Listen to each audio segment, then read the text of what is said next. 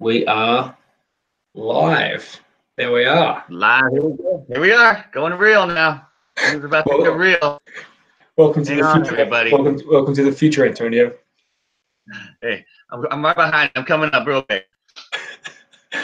Cool. So, guys, welcome to another Radical Hangout. This is number 19. We're hanging out with Antonio all the way from Los Angeles. He's got this. San Diego. Sorry. He's got this incredible, aesthetically pleasing drink. It's called the Molly Brown. And I really want to talk to Antonio, and I've been wanting to talk to Antonio for a couple of months now about how he tells the story of Molly Brown through his drink, and how the visuals of his cocktail really play a big role in his ability to tell the. Oh, do we lose you?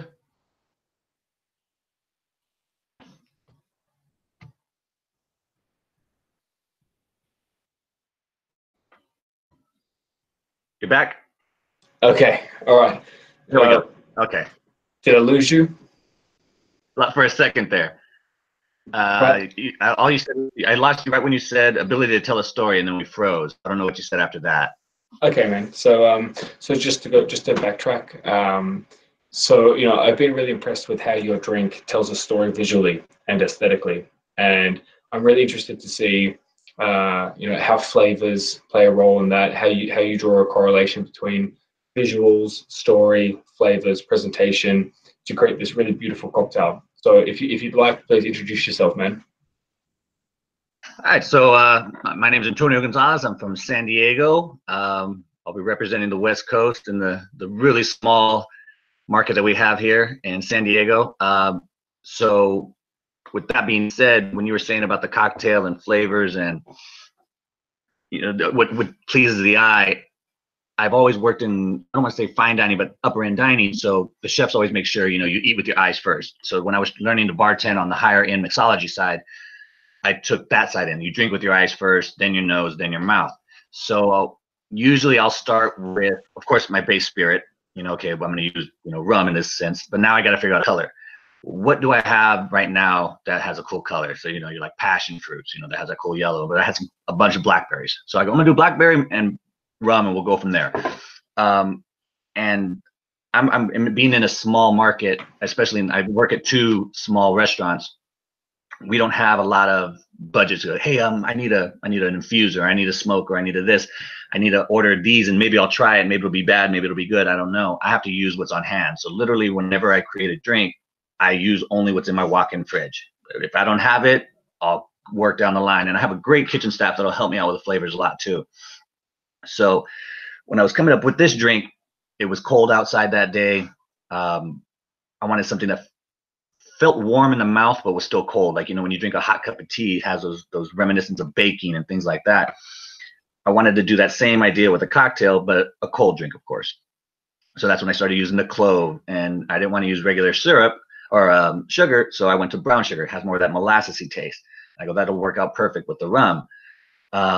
We hit a little dead wall for a couple days. The drink just wasn't coming along. I'm like, it's dying off. I started thinking too far outside the box. It kept getting worse and worse and worse. And I kept trying to make a bad drink good rather than just start from scratch. I'm really bad that way.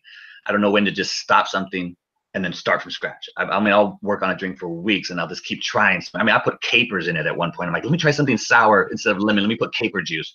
And I'm like, why am I doing this? I'm like, let me make a caper foam. I was getting frustrated.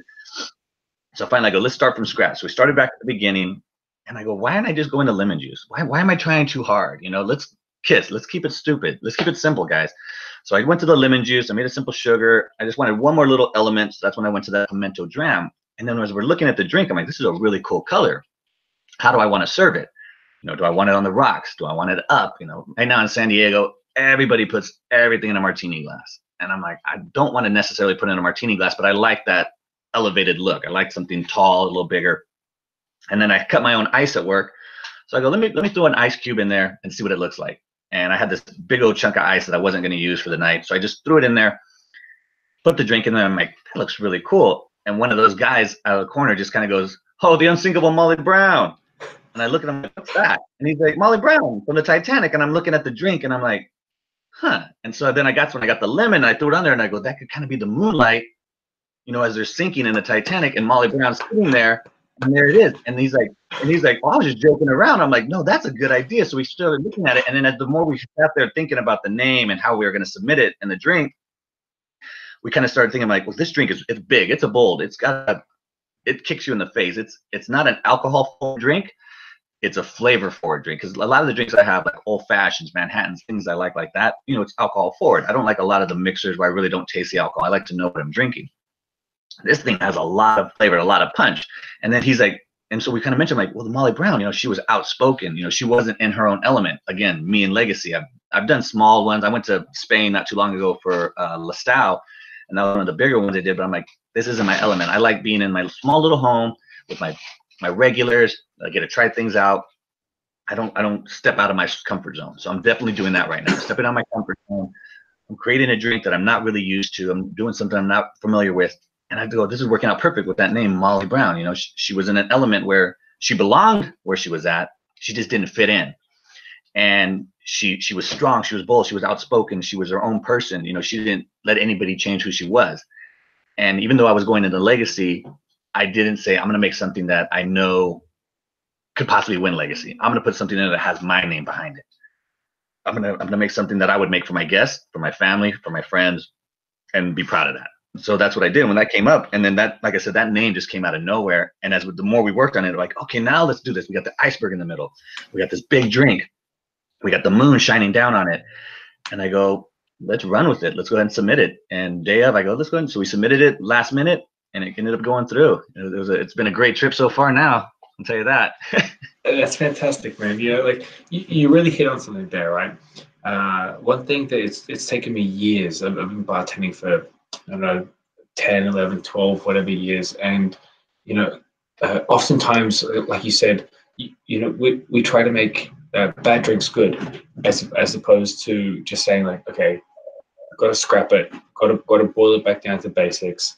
You know, I don't have to use, you know, fermented caper juice. I don't have to use, you know, like just use a damn lemon. It's okay. It's oftentimes like we're not looking at what's in front of us. We're trying to be too creative, too mixologist.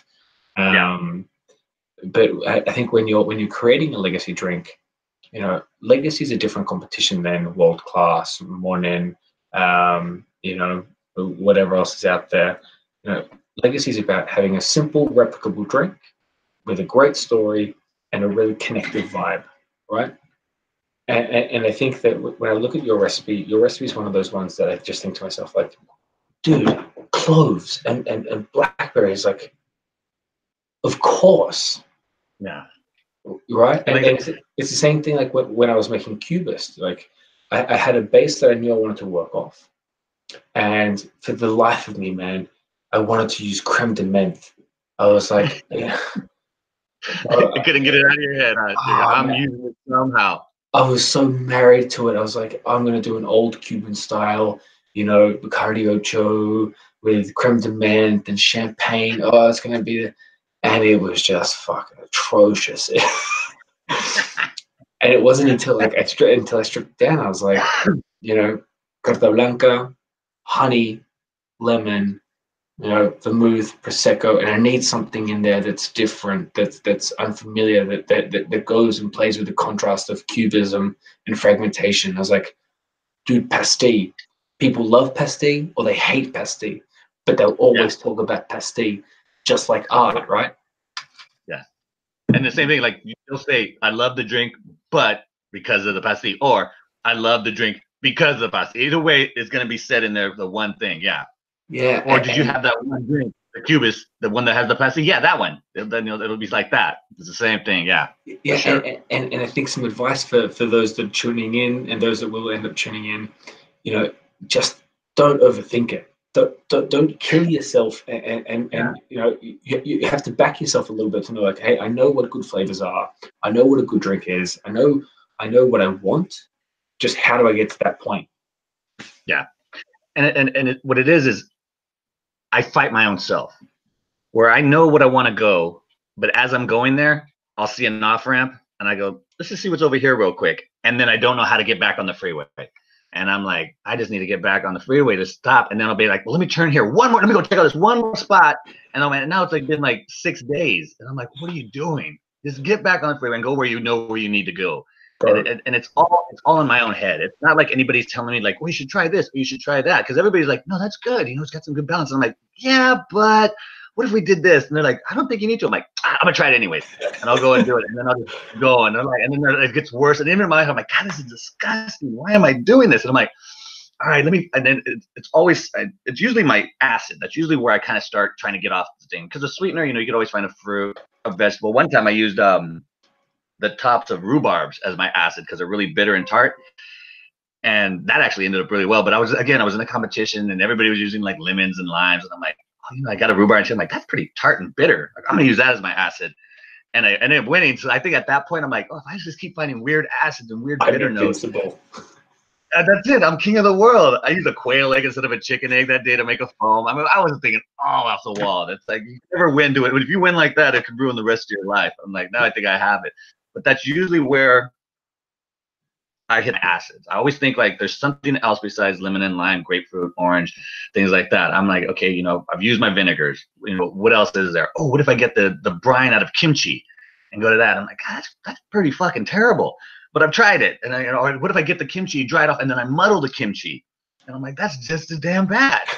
But again, I did it twice, and I know it's the same, but I'll still try again. I'm like, okay, let's not use the actual juice. Let's use the actual cabbage, and that'll do it. I don't see in my own head, and that's usually where I get stuck in this repetition of just trying to do something, and then I end up going right back. I'm like, yeah, it's lemon and grapefruit. You know, those are my two favorite to work with, and it works in almost anything. Yeah, man.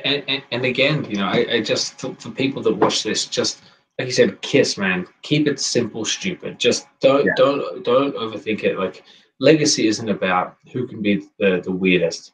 Legacy is all about who can make a drink that I can make here in my small village in Sweden, as well as in the center of New York City. And I think both you and I have done a really good job in just, you know, overcoming that that personal mental barrier and saying to yourself, like, okay, like I have to trust my own abilities, and I just got to bite the bullet on this.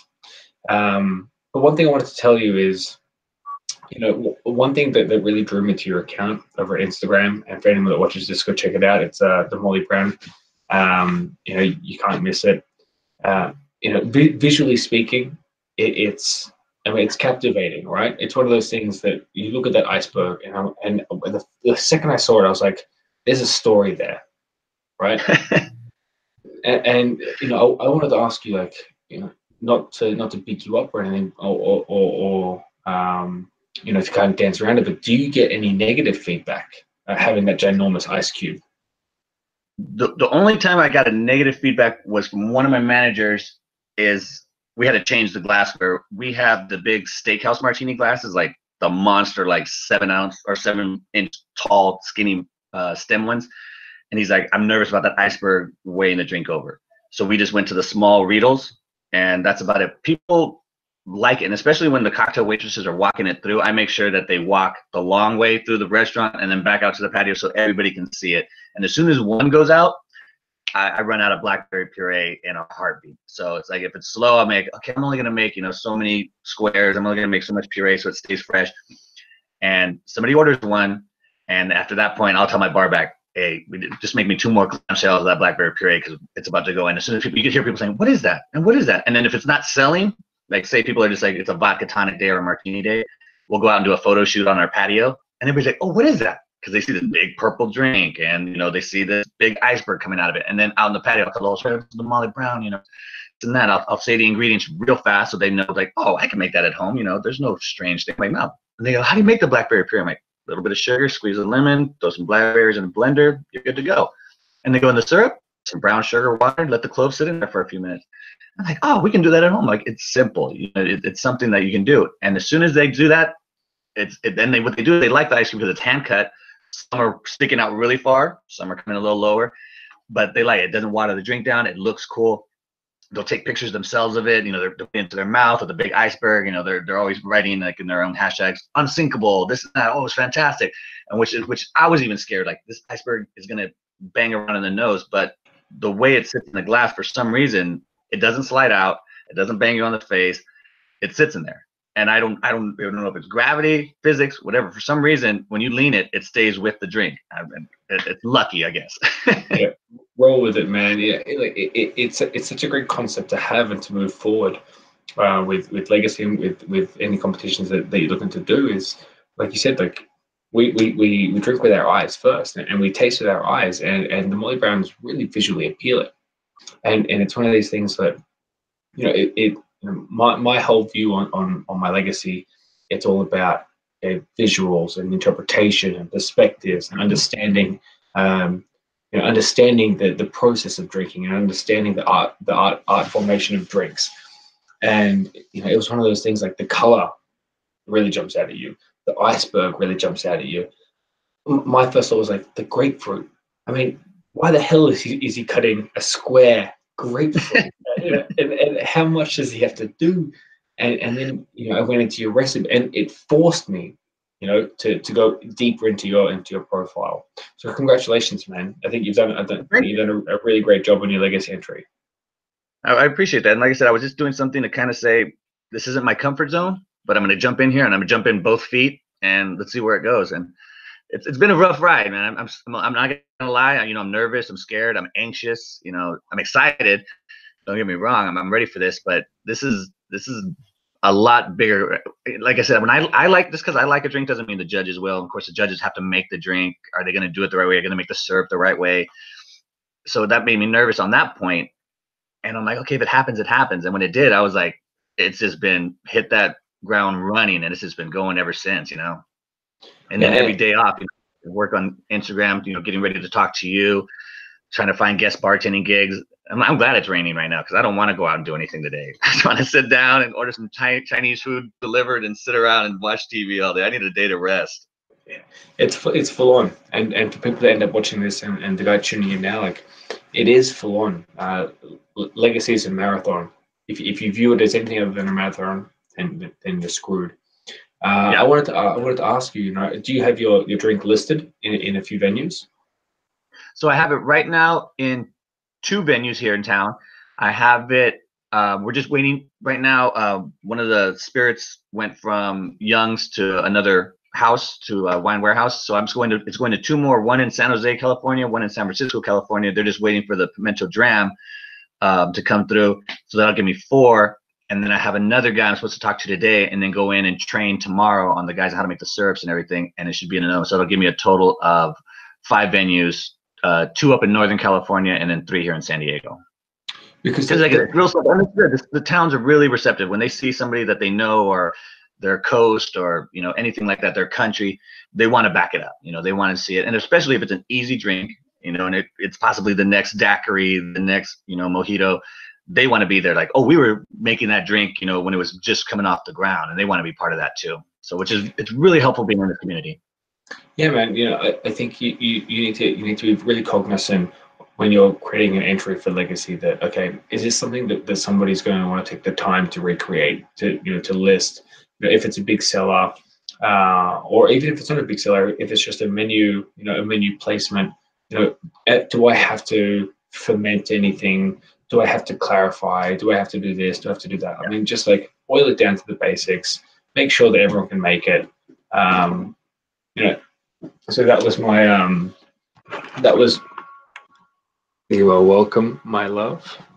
Not you, Antonio, mate. Oh, man, I thought we were moving forward, and I thought we made a connection here. Not yet, man. I haven't had that many Molly Browns. So boil it down. Make sure that the flavors are right. Make sure the drink looks good aesthetically. Make sure that it says everything you need to say before you hit send, and also understand that, okay, do I in Sweden, do I want to list Molly Brown? And it's not the drink, it's the ingredients. And that's the first thing that when people ask me, hey dude, can we do a menu swap? I look at their ingredients, and I'm like, bro, I just can't do that. I can't order that fruit in Sweden. I can't import that, and I'm not going to, because it's too expensive, or for whatever reason. I do the same thing when I go to a bar and just look at a menu, and I'll look at it, be like 10 pages long, and it's all these most obscure spirits and syrups and shrubs, and I'm like, do you guys really do this? And they'll be like, well, we have one guy to come in like, every morning at like 6 a.m. to prep. I'm like, dang, just for like that one cocktail. Yeah, I'm like, that's rough. I'm like, I'm glad I don't work here, Yeah, man. I know for myself, I didn't want to use lime juice because limes aren't universal, right? So the limes that you get in San Diego will be completely different to the limes that I get in Sweden. And so understanding your ingredients as well, understanding like how do they play in the drink. I use creme de menthe and Bacardi Legacy. Do you know what color that turns out to be? It's got to be like a poopy brownish, purplish kind of thing. It's horrible, mate. And even then, even as I looked at it aesthetically, I said to myself, no, I am moving forward with this, irregardless of the color. So don't be naive, don't be foolish. Just scrap a shitty idea and just move on. It's like, I'm gonna find a glass that you can't see through and serve it in that. It's like, it's gonna happen. I thought about it, man. I really did. I wanted the Molly Brown to be clear. That's kind of why I was looking at clear vinegars and things, because I had when you double strain the blackberry puree, it was almost clear. But once you had that lemon juice, that haze, and then that's really when I liked it. I'm like, that's popping. I really like it now. So I see it. But when you're saying lemons and limes, I'll go to my friend's house and I'll bring limes over. Or I'll go, let's have a party. I'll make drinks. And I go, just buy me a couple limes and this and that. I'll go over and they'll bring me lemons. Like I said, limes are like, these are limes. I'm like, this is a lemon. Lemons are yellow, limes are green. And then they'll be like, no, my mom always taught me that limes were yellow. I'm like, are you serious? Limes are not yellow, dude. And you've been in America forever. How do you not know what a lime is? And they're like, no. And they'll call their mom, what is this? And I go, oh, that's a lime. I'm like, that's a lemon, ma'am. I'm sorry, but it's yellow.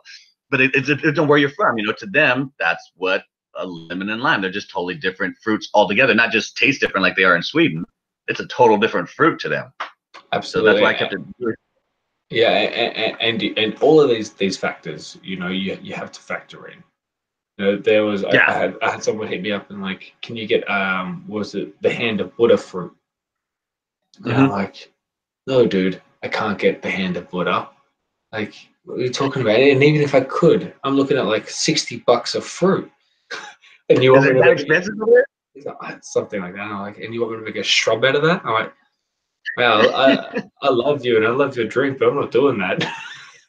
That's too much work, man. Yeah, because I hear you can get a hand of Buddha for $2 at the farmer's market. But all you're really doing is using the zest, so it's not like you're getting like, okay, I'll zest it, then I'll garnish with it, then I'll juice it. You really got one use out of that thing. So yeah, that's tough to use something like that. Yeah. So for people to tune into this, just if you take anything away from this this podcast, just kiss. Keep it simple, stupids. Yeah. And when you do that, you actually show off a little bit more of what you can do. Because the daiquiri, for instance, you can have a terrible daiquiri, 3 ingredients. You can really mess that drink up real fast, and you can make it really good real fast. So it's like, if you keep it simple, you can really show off what you can do with those simple ingredients, and people can respect that. Where it's like in your head, like, well, that doesn't sound very interesting, but you taste it, you're like, that's bright, it's refreshing, it's sweet, it's sour, it's everything you want it to be. And if you do that and you keep it where you're not muddying any flavors out, you can actually let other flavors pop and come through. Yeah, absolutely. I think that's really great advice. I think that I know that for myself, I wanted to make sure that I had one key line, right? I knew I wanted to play on the dryness of Bacardi Legacy. So I wanted to enhance it. I used martini extra dry. Okay, so I'm hitting the fruitier notes, I'm hitting the drier notes, and then I want to offset that. I don't want it to be a sour drink, so I lower that down the sour to about 25 mils lemon juice. And okay, I've got to contrast that with sweetness, but I still want to have the dryness. So I introduced the honey water, 1-to-1, 20 mils, But then when I made the drink, I just thought to myself, okay, like basically it's a honey daiquiri, essentially. And so I was playing around with a bunch of different sparklings, and I set on Prosecco because it accented the dryness that I was really going for. And it's just a bunch of trial and error. I'm sure you'd agree that it's just making it, drinking it, trying to remain, unbiased and unmarried to one concept, and then give it to somebody who's really super critical. as bartenders, if you ask a guest, "Hey, can you try this for me?" I mean, Antonio, what's their reaction? They'll be like, "Of course, I don't care," and then they'll be like, "How is it?" It's good. I'm like, This is the seriously, best they drink don't in the want to world. offend you. Yeah, and they won't say the truth. It's you got to tell that person that you kind of like and you kind of hate at the same time, and especially like if they're your rival. That's the one you really want to talk to. Or your wife. You don't want any air blown up your ass. You know, I want someone to really just spit it back in my face because I don't know, because maybe like I said, I may love something about it and you hate, and you're a normal person. I'm not, because I'm stuck on something. It's like my baby. You know, I've been creating this, and I'm gonna even if I don't like it, I'm gonna force myself to like it. And if you really think about it in the back of your head, you're forcing yourself to like something about the drink. But a guest that or a friend that doesn't really care, has no cards in the game, they'll be, oh, this is terrible. You know, there's way too much of this and way not enough of that and this and that. I'm like, oh, you know what? I kind of thought that, but I didn't want to say anything. But you're right, and you kind of go that way. I wanted to ask you about your honey. When you were creating the drink, did you stick with one honey? You just went to like the local store and got a honey, or did you go like, I'm gonna try clover honey, avocado honey, all that stuff? I knew, like, I just went to the store, and I knew I wanted to get something generic that anyone could get in any store. And then I was faced with, you know, here in Sweden, we actually have really great honey. And, you know, I was faced with like 16 different options. And I thought, okay, like, what's the cheapest? If someone's going to get honey, they're going to go for the cheapest. So that boiled it down to about 2 or 3. And then I was just in the supermarket. I just jumped on Google, and I'm like, all right, most flavorsome viscous honey. And then acacia honey came up. So I was like, all right, well, I'll try it with acacia honey. And to be honest with you, like I tried it with that, and then I thought to myself, I'm not going to go kill myself, break my back. You know, I'm not going to try it with 15 different variations. It was cheap, it was accessible, it was super tasty, it wasn't overly sweet, it diluted really well, it held really well, had really great legs, and you know, the honey was actually, that was my consistent. That was my. I was dead set on using honey. Okay. What I wrestled with more was the actual rum itself. I love ocho. I wasn't the biggest fan of Carta Blanca, but again, I was being very biased, right? Right. And I said to myself, like, no, I'm going to use ocho. I know I'm going to use ocho. It's set in stone. And then it wasn't until I was at work, and it was like 2 o'clock in the morning, and one of my colleagues said, like, dude, wouldn't you agree it's like a canvas? I'm like, oh. So they always randomly said something to you, and it just everything clicked. Like, every time. I was like, it's a canvas. I'm an idiot. Yeah, and so I suppose like the moral of that story is, even if you are married to an idea, share the idea with as many people as you can. You know, involve everyone, involve friends, family, frenemies, guests, managers, bosses, owners, because everyone has a different perspective, and they all have a different viewpoint on how you're all looking at the same thing. And that's kind of, you know, for me, that was the birthplace of Cubism. It was the theory and the ideology of understanding that things aren't always as they appear, and perspectives and reflection and fragmentation plays a huge role in how we understand what I suppose anyone would deem as art. And Cubism was born out of that, and you know, therefore Cubists had to reflect that same theory and that same process. So, you know, the drink, super simple. I mean, anyone can bash out that drink. Every bar has a bottle of pasty. You know, check the date. I'm sure the bottle of pasty sitting in your bar is about 95 years old. Just blew it up. Okay, now I can see the date after I blew the dust off it. It's on the top shelf behind everything. Yeah. Yeah, and behind the brown.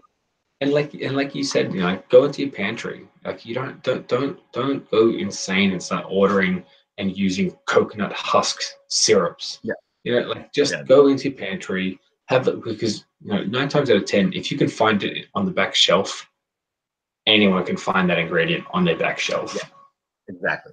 Yeah, the obscure thing that's never been my style of making it. It's always just, what do I have? So when I was first coming out in mixology, I called myself the urban mixologist in town, because if it was in my streets, that's what I used. You know, I didn't ever get on the phone. I never called like, oh, I can make you a drink tomorrow. Because if a guest comes up to you and says, you know, hey, I'm new to town. I usually drink this in my hometown. I'm like, oh, what is it? Well, it's a little bit sour. It's a little bit sweet. Okay, it might not be on my menu, but let me go in the back in my kitchen and see if I can make something that has something similar to those flavors. You can't do that if you're always ordering something new. You know, you can't just take care of that guest. Now, you might make something great for a menu, and that works and all, but you don't have that one-on-one connection where that person gets to go home now and say, you know, I was back in San Diego, or I was out there in Sweden on vacation, and I talked to this bartender, and he just made me this fantastic cocktail, which I never had, and he made it up on the fly. And that's what makes it fun for things like Legacy, where it's like that kind of a style that I work with was this kind of competition, where it might be a long process to get there, but it's just, what do you have? What can you make? It's almost kind of like that, a guest coming up to you and just saying, hey, make me something like this. And if you can do it right, it is.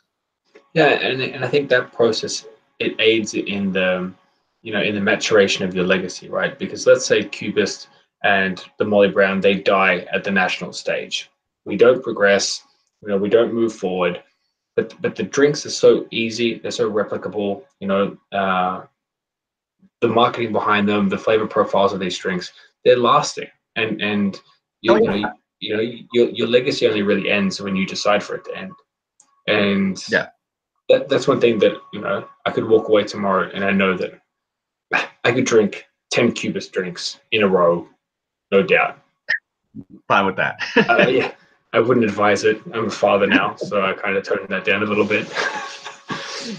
When the kids start having a meltdown, then maybe you'll have 10 of them after. It's always on hand. I got mine sitting right next to me. I've been pouring in my glass while we're talking here. So, man, you know, Antonio, it's been honor speaking with you, dude. It's getting a little bit on here. So, man, I wish you the absolute best of luck. I just want to say to you again, like, aesthetically, I think your drink was one of the best drinks this year. It's gorgeous to look at. You know, that ice cube is going to keep people talking for sure. I appreciate that. Thank you. And well, like I said, I know I got the competition. So I'm going to see you in Amsterdam, so I know that part. So at least we're going to be able to see each other soon. We'll both see each other there. Yeah, I can give you a big hug and call you my love there in person.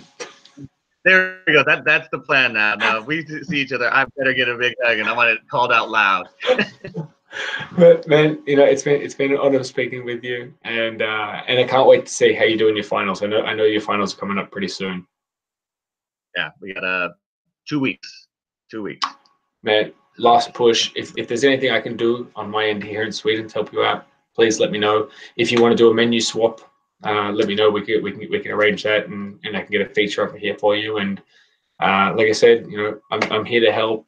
It's an incredible experience, and man, just like you, I'm enjoying every step of the way. For sure, 100% I am. I'm loving this thing. I'll be ready for the nap when I get on the beach in Puerto Rico. I'm going to be sleeping for a few days. I'll tell you that as soon as the finals are over.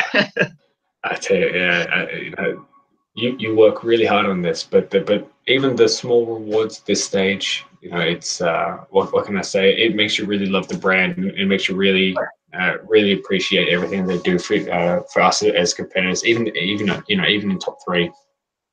And you know what's nice about it is that a lot of people who bash Bacardi because it's like, you know, it's like, oh, that's a low grade rum. And now that they're drinking it, they're like, oh, I didn't realize Bacardi. And then they start looking into it. Oh, they have like aged rums and things like that. Yeah, they also got flavored rums. It's a product. And they're kind of now it's like realizing that's like the last tag I put in, putting the class back in the glass. You know, people are realizing that Bacardi, just because it's a major label doesn't mean it's low grade. You know, nowadays everybody wants this boutique stuff. And it's like, you know, it's not necessarily just because it's a major label. This is a fantastic product, and it has something for everybody. If you're a whiskey drinker, you know, you can find those aged rums that are just fantastic. And they're kind of now people are going out on their own and trying out the Bacardi just because they tried out the Molly Brown and just the basic, simple, you know, just doing the spirit, just doing the simple silver rum. Now they're like, oh, I'm going to try the aged rum. And now they're like, oh, I got a bottle the other day. It was fantastic. So yeah, it's kind of nice seeing that. And again, you know, like you can translate that correlation from, you know, constructing the drink into also brand awareness, and you can say, like, don't overthink the products. Like, okay, yeah. Are you going to spend all night drinking out of a bottle of Bacardi and say, like, wow, that was the most fantastic thing? Well, no, dude, like, it's not for that, but it's an incredible mixing drink. It's an incredible mixing rum, and you know, like, I know that, you know, Banks wouldn't work in my cocktail. There's a lot of white rums that wouldn't work. For sure. So it's just give and take. Just don't overthink it. Just roll with it. If it tastes good, just roll with it. Good. That's it. And that's how the legacy comes about. I mean, if you look at the drinks that are legacies, they're the simplest drinks, and you could literally drink 10 all night. Like you were saying, just doing the Cubist 10 all night. You can do that with those drinks. The ones that have like 50 ingredients, you can't drink 10 of those. One of those, and that's enough. I'm good. And let me get a mojito now. I'm fine. Yeah. But keep an eye in 2021. I'm making something with creme de menthe. I'll call it the Molly Green. Just make sure you use a brown spirit that offsets that color. That's it. That'll be the best, man. I'm ready for it. Cool, man. Hey, dude. Again, it's been. I could talk to you all night, bud. We got things to do over here. It's late over there, isn't it? Right now, it's nighttime. Yeah. It's pushing on. So, it's time to nestle up and dream all things Bacardi. There we go. I'm gonna go have lunch and have a couple daiquiris myself right now. Perfect, man. Go order yourself a Cubist. I mean, but make sure it has cream de menthe in it. That's all I need to know. That's all. I mine with cream de menthe. Cream de menthe float.